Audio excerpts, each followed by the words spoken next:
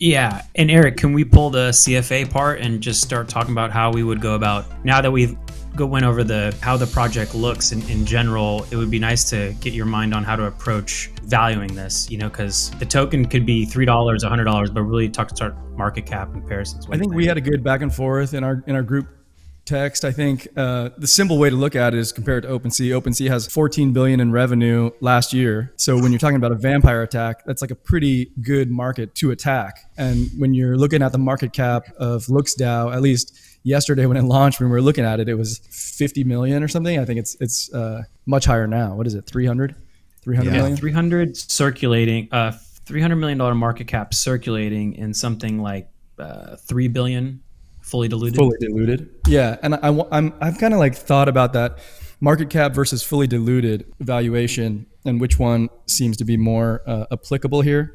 I think it's important that the tokenomics make it so that the circulating supply is going to be pretty low for a while. It didn't give the founders a bunch of tokens right off the bat that they can just dump. Mm-hmm.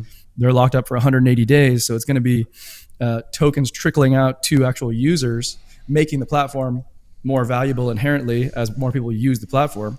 So I'm actually pretty bullish on, I mean, obviously we're all pretty bullish, but I think like it's a reason to use market cap instead of fully diluted value. And you could even argue that at 3 billion fully diluted, it could still be undervalued if you consider that NFTs are still a growing marketplace and like, maybe OpenSea is even undervalued. I mean, OpenSea is definitely undervalued, right? For sure.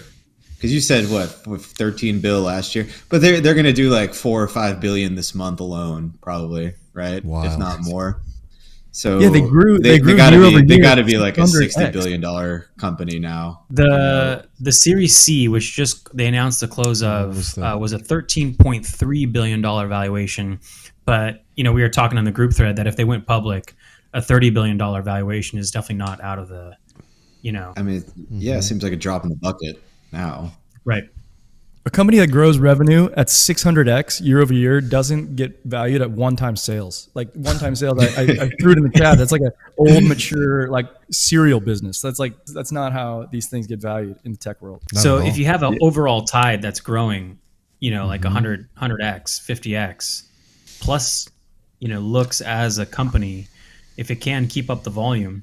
I mean, the first day at launch, even when people weren't figuring out the wash trades, there were some hours where it was up to like 75% of the trading volume of OpenSea. So we'll see how this thing progresses. But certainly, I think the conclusion we came to in the thread was that there's a lot of things that could go wrong with this project, from the team to the product to just the overall market could be an issue. But when you look at it, a risk reward, you could lose all of it, but it also could be a 10x plus. I don't know where we decided on the potential upside, but just looking at if it got up to the OpenSea valuation, OpenSea's valuation is currently made of a market of institutional investors, and right now this market is made up of retail investors and institutional investors. And like we know, some of these tokens can pull a full meme, rocket moon, move, and this could be one of those that could certainly shoot past like a reasonable valuation. So it seems like the risk reward is potentially here, and it makes sense to invest when